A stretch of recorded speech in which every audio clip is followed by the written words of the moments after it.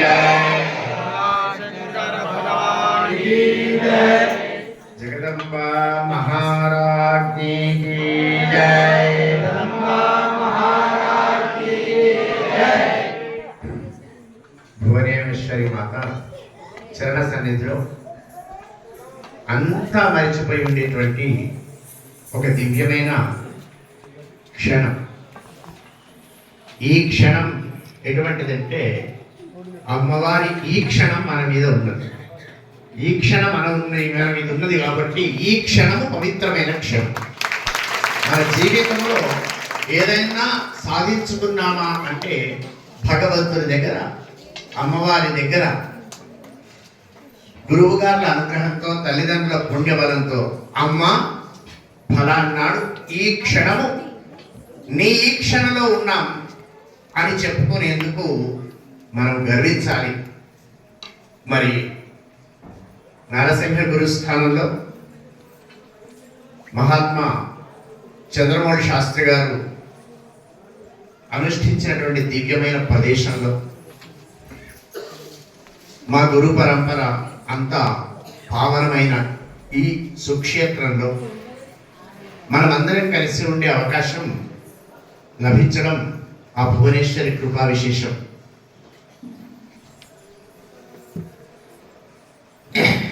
పరివర్తని సంసారే మృతకోవా నజాయతే సజాతో ఏన జాతేన యాతి వంశ సమున్నతి అని ఒక మాట ఉంది.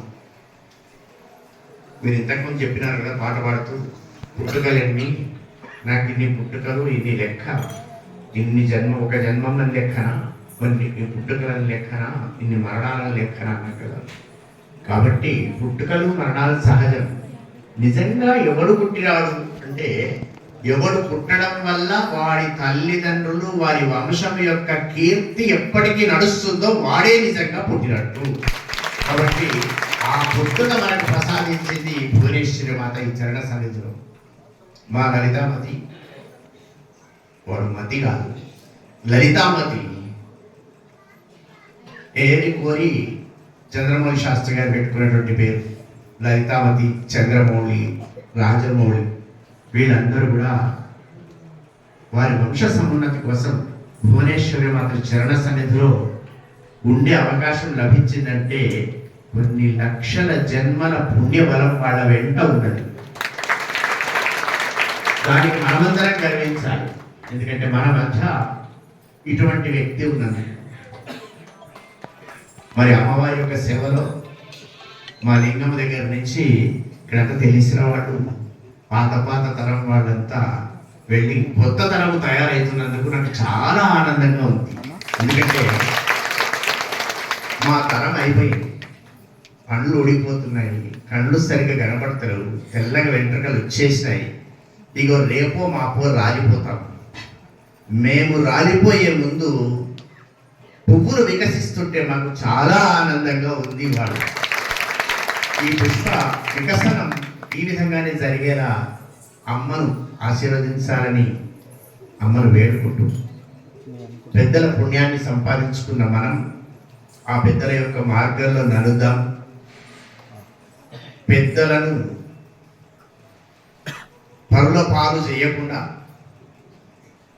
తల్లిదండ్రులను, అత్త మామలను, గురువు గారిని, ఆపదలో ఆదుకున్న వారిని అమ్మవారే అని సేవ చేసుకుందాం. ఆ శక్తిని ఇమ్మని అమ్మవారిని అర్థిస్తూ, మరి తదుపరి కార్యక్రమం ఎంతసేపు ఉంటుందో నాకు తెలుసు కనుక రేపు మహారుద్ర కార్యక్రమాన్ని ఈ మాఘ శైశ్ర నవరాత్రుల సందర్భంగా మా లలితామతి శంకరనారాయణ శర్మ సుపుత్రుడు, జ్యేష్ఠుడు, తర్వాత చంద్రమౌళి, తర్వాత రాజమౌళి, వారి దంపతులు, వారి పిల్లలు అందరూ కలిసి నడిపిస్తున్నటువంటి మాఘ శైశిర నవరాత్రాలు.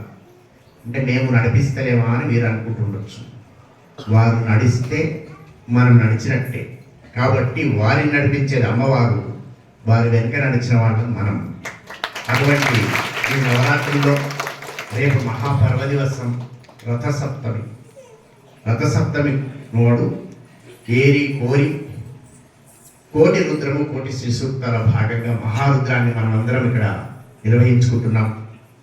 రేపు లక్ష పుష్పార్చన కార్యక్రమంతో పాటు అనేక కార్యక్రమాలు ఉంటాయి. హవన కార్యక్రమం ప్రారంభమవుతుంది.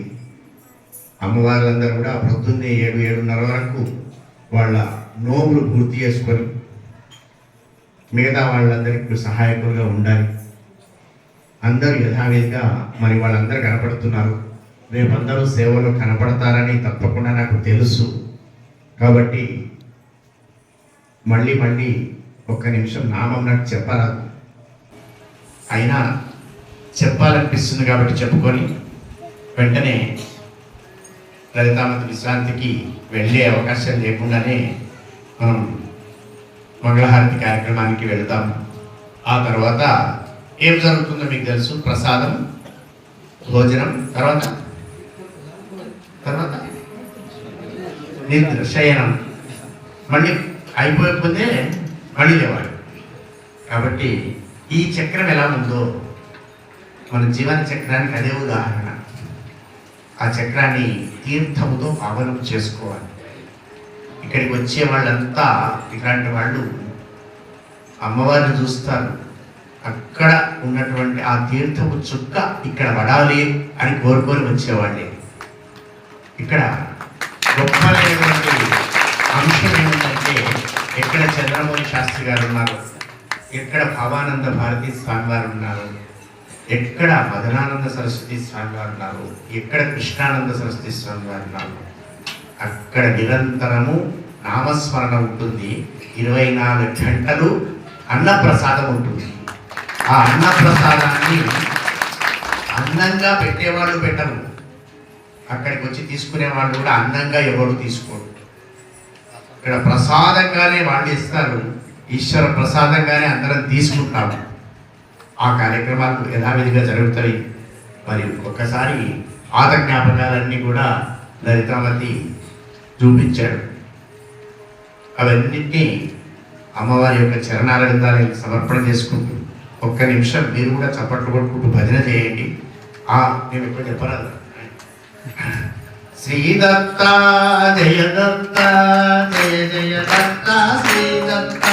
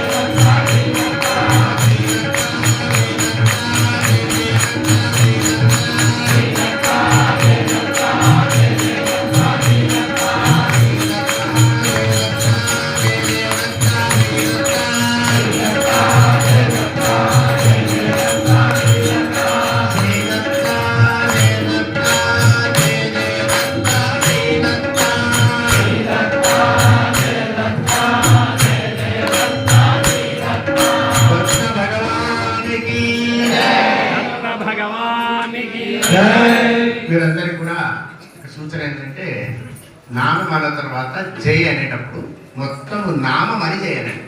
ఆ గుణాలు అతుకోవడం మొత్తం నామం అని చేయండి. భువనేశ్వరి మాతా కీ జై.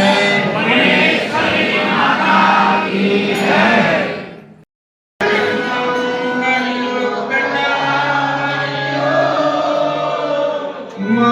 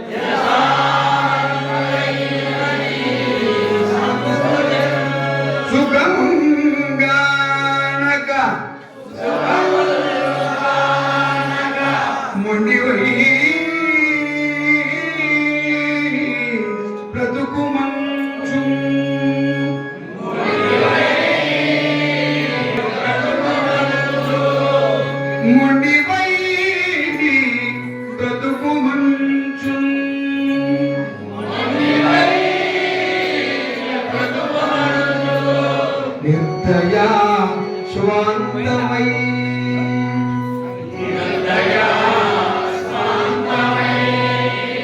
అగడ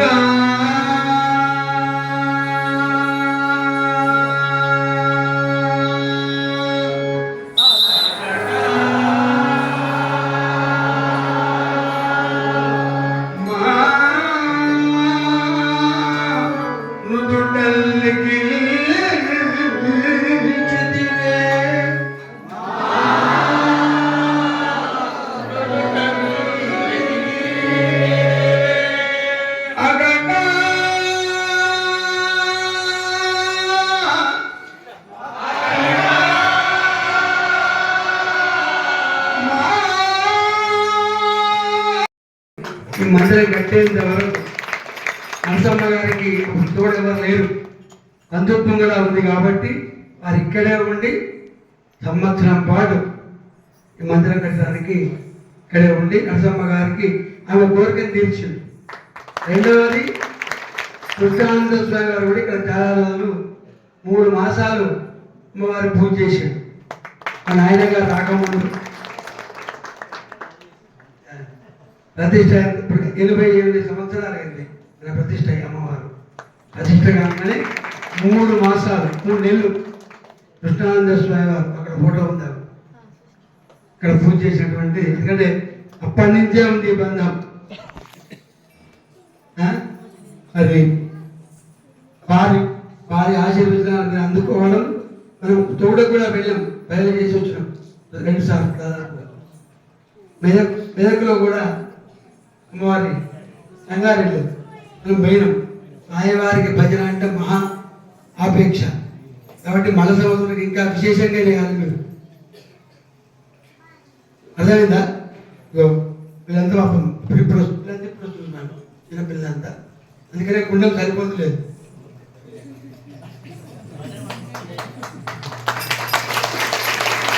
ఇంకా మల సంవత్సరం కూడా స్వామివారు మళ్ళీ భజన చేయించడానికి వస్తాడు.